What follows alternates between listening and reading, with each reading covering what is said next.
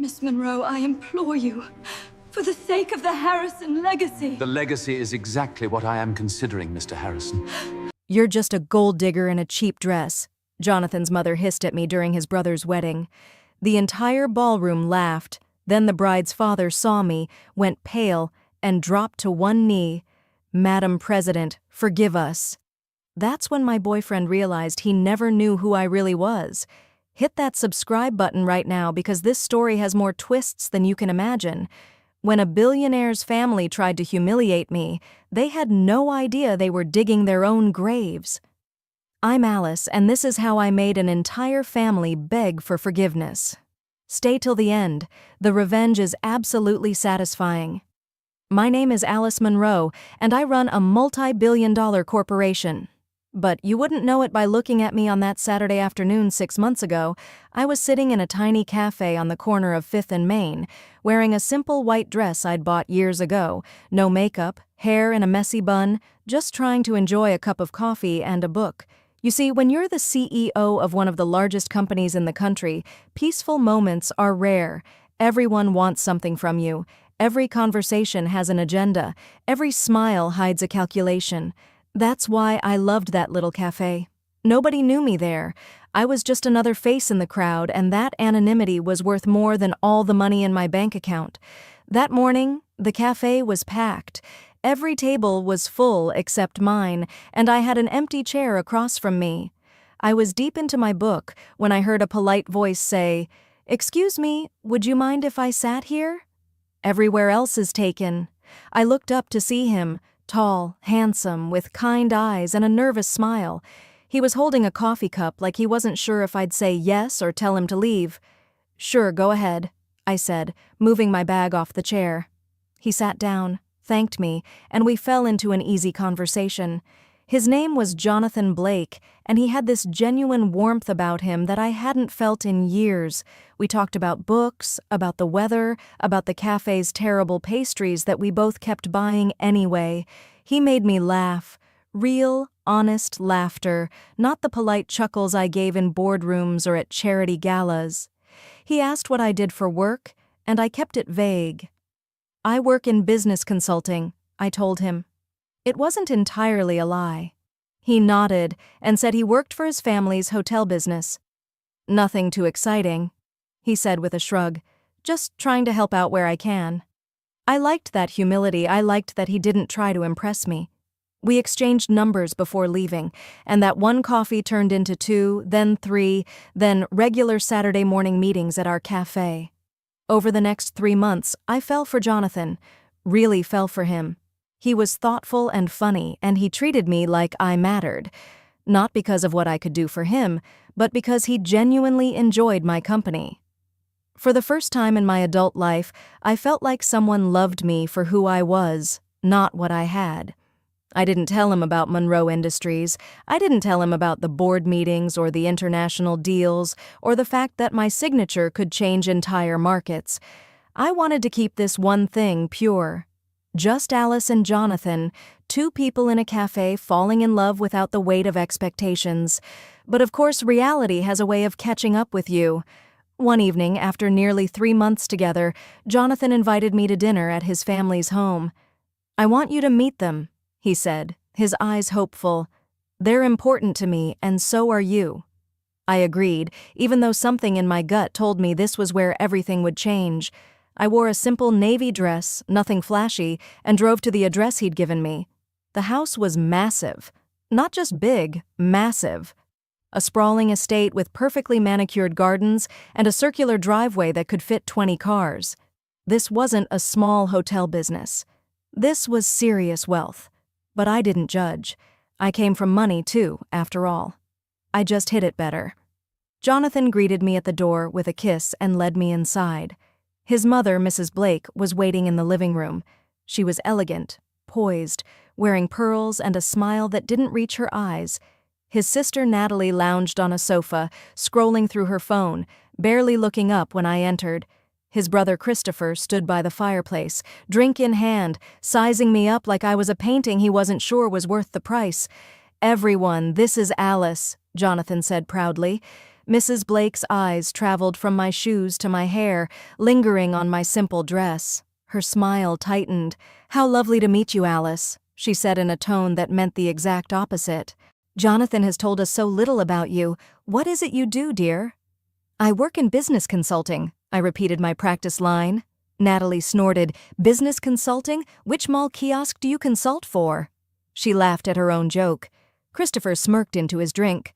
Mrs. Blake didn't reprimand her daughter. Instead, she just raised an eyebrow at Jonathan as if to say, "This is what you brought home?" Jonathan shifted uncomfortably. "Natalie, don't be rude," he said, but his voice was weak. "He didn't fight for me, not really." I stayed calm, smiled politely, and endured the rest of the evening. They asked invasive questions about my family, my education, my income. Every answer I gave was met with thinly veiled disappointment. By the time dessert was served, I knew exactly what they thought of me. I was beneath them, a nobody. Someone trying to climb the social ladder using their precious Jonathan. I didn't correct them. I wanted to see how far they'd go. A month later, the wedding invitation arrived. Christopher was getting married to a woman named Patricia, and it was going to be the event of the season Jonathan was nervous about bringing me. I could see it in the way he hesitated when he asked, "You'll come with me, right? To the wedding?" I said yes, even though I'd overheard his mother on the phone the week before, practically begging him not to bring that girl because she'd embarrass the family. I'd also seen the text message from Natalie that Jonathan forgot to delete. It said, "Find someone better before the wedding, or Mom's going to lose it." But Jonathan didn't know I'd seen any of this. He thought he was protecting me by not telling me how much his family hated me. I decided to play along. I chose another simple white dress for the wedding. Nothing expensive, nothing flashy. I wanted to see just how cruel they could be. The wedding was held at their estate, transformed into something out of a fairy tale. There were flowers everywhere, string quartets playing, guests in designer gowns and tailored suits. I arrived with Jonathan, and immediately I felt the stares. Women whispered behind their hands. Men looked confused, as if they couldn't figure out why someone like Jonathan would bring someone like me. Mrs. Blake swooped in within minutes. "Alice," she said, loud enough for nearby guests to hear, "I didn't realize you'd be joining us today." Her tone made it clear I wasn't welcome. Natalie appeared next, dressed in a gorgeous lavender gown, looking me up and down with open disgust. "Did you borrow that dress from a donation bin?" she asked, laughing. Her friends giggled behind her. Jonathan stood beside me, silent. He looked uncomfortable, but he didn't defend me. Not when his mother introduced me to guests as Jonathan's friend. Not when Natalie made another joke about my appearance. Not when Christopher's groomsmen made snide comments just loud enough for me to hear. Then Mrs. Blake crossed the line. She pulled me aside during the cocktail hour, into a quiet hallway, and looked at me with pure contempt. "How much?" she asked. I blinked. "Excuse me? How much money do you want to leave my son alone?" She pulled out a checkbook from her purse. "I'll give you $50,000 right now if you walk away and never contact him again." I smiled, a real smile. "That won't be enough," I said simply. Her face twisted with anger. "So you admit it. You're just a gold digger." She leaned closer. "You're disgusting. I'll make sure everyone at this wedding knows exactly what you are." I didn't respond. I just walked back to the reception hall, where the ceremony was about to begin.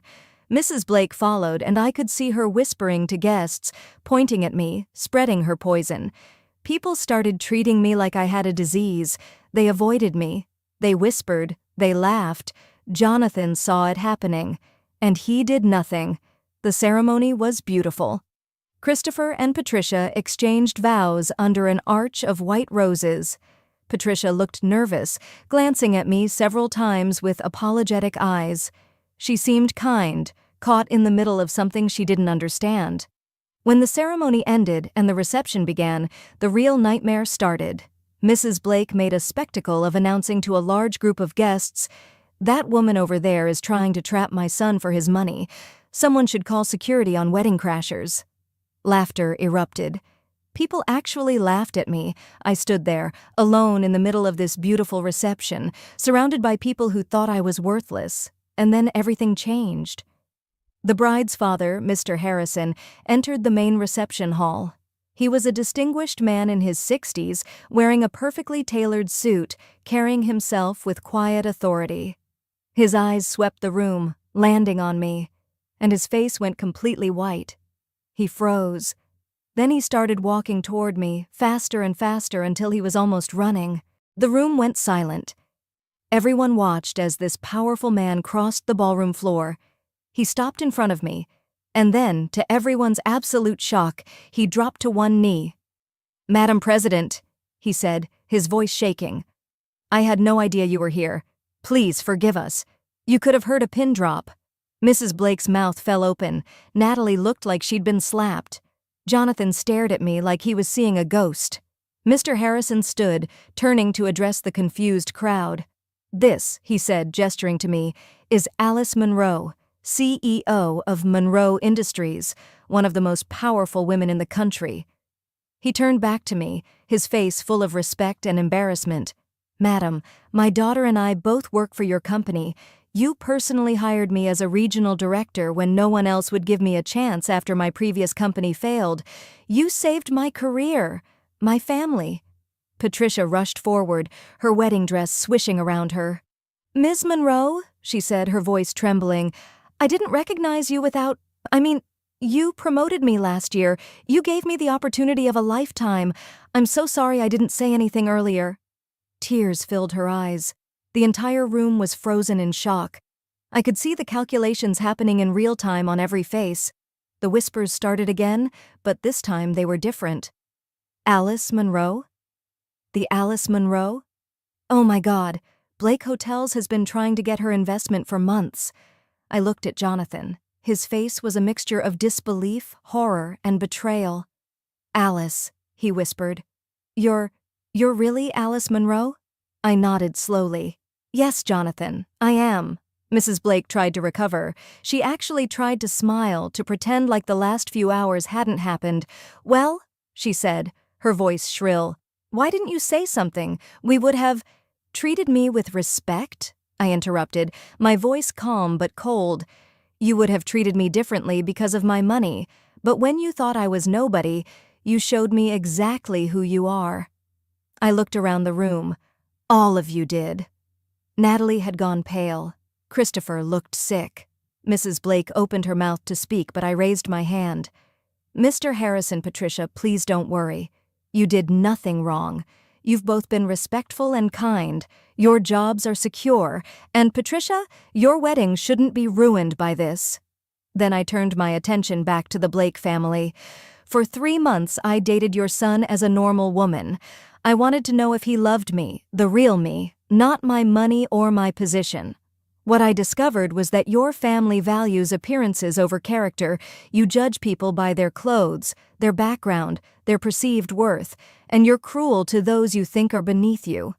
Mrs. Blake tried to interrupt, but I silenced her with a look. "You tried to pay me $50,000 to leave Jonathan. You called me disgusting. You told guests I was a gold digger. You humiliated me in front of hundreds of people." I pulled out my phone and opened my banking app. An hour ago, I made a donation, $5 million to a charity that helps women escape financial abuse. I made it in your name, Mrs. Blake. By tomorrow morning, every newspaper will be running a story about your incredible generosity. Everyone will know what a philanthropic family you are." Her eyes widened with understanding.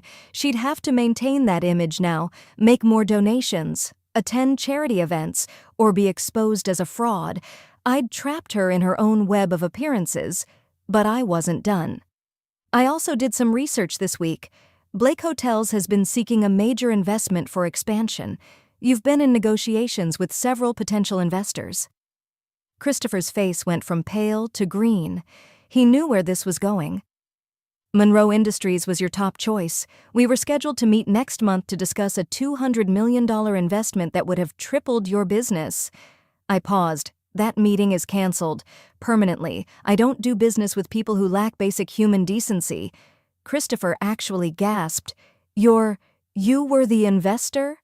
The family's entire expansion plan, their dreams of growth, everything they'd been working toward. I'd just destroyed it with a single sentence. Natalie started crying. Mrs. Blake looked like she might faint. Jonathan stepped forward, reaching for my arm. Alice, please, I didn't know. I never knew who you were. Please, can we talk about this? I pulled my arm away. You didn't know who I was, but you knew who you were. You knew when your mother insulted me, when your sister mocked me, when guests laughed at me. You were there for all of it, Jonathan. His eyes filled with tears. I should have defended you more. I know. I was weak, but I love you, Alice. I really do. You loved the girl you thought you could control, I said quietly. You loved feeling superior. You were embarrassed by me, Jonathan, not because of who I am, but because of what you thought I was that tells me everything I need to know about your character. I looked at Mrs. Blake one more time. You said I wasn't good enough for your son.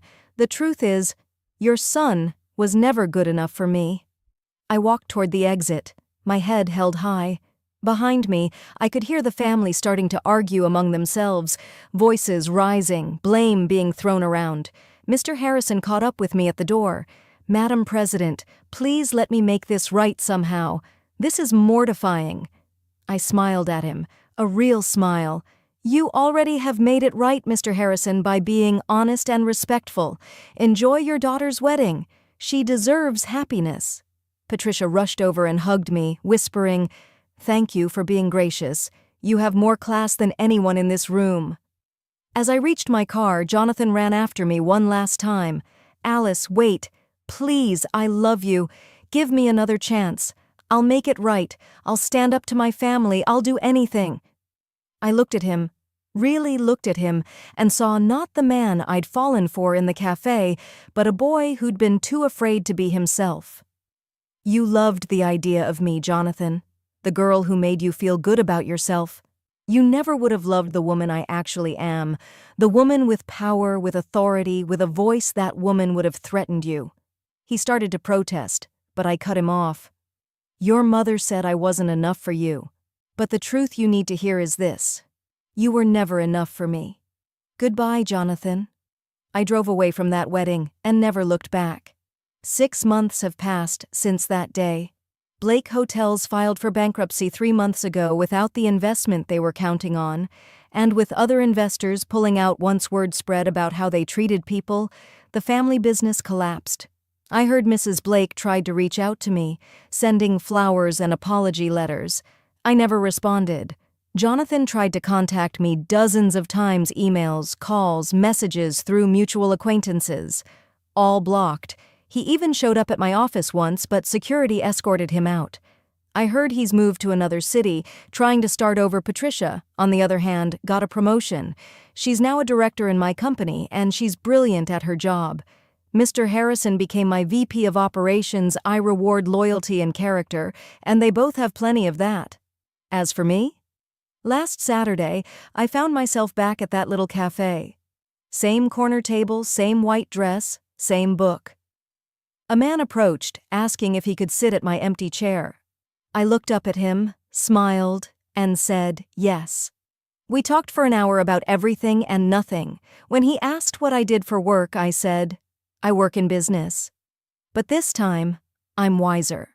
This time I'll know their true character much faster, because the quietest person in the room is often the most powerful, and real strength doesn't need to announce itself. It just is, and that's how I made a billionaire family realize they messed with the wrong woman. They judged me by my clothes and tried to humiliate me, but I owned the ground they were standing on. If you loved this revenge story, smash that like button and subscribe, because I have more stories where the underestimated become unstoppable. Comment below, never judge a book by its cover, if you think Mrs. Blake got what she deserved. Share this with someone who needs to remember that real power doesn't need to show off. Remember, the quietest person in the room is often the most powerful. Thanks for watching, and never let anyone make you feel small.